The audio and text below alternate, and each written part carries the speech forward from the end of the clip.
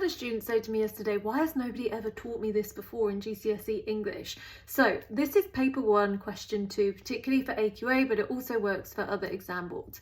When you get a question that says, how does the writer use language to present something?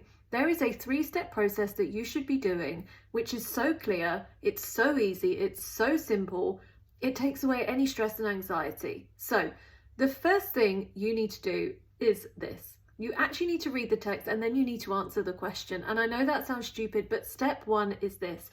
You need to identify 3 to 5 keywords of your own that you would use to, for example, describe the storm. So let's say you've read a short extract about a storm and somebody says to you, well, what was the storm like? Instead of quickly going through examples and you need to actually come up with 3 to 5 keywords of your own. And the reason you do this is so that you have your points. These form your points. So you might believe the storm to be ominous, dangerous, threatening, scary, whatever.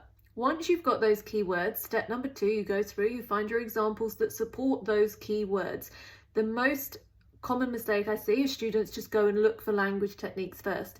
You cannot look for language techniques and then write loads of analysis about them if you don't understand them or you don't actually have anything to say about them. So find your examples that actually support the points you want to make. Step number 3, then look for language devices inside those examples. So for example, has one of your examples, does it use a simile? Are there any metaphors or adjectives, verbs, whatever? Then you talk about those.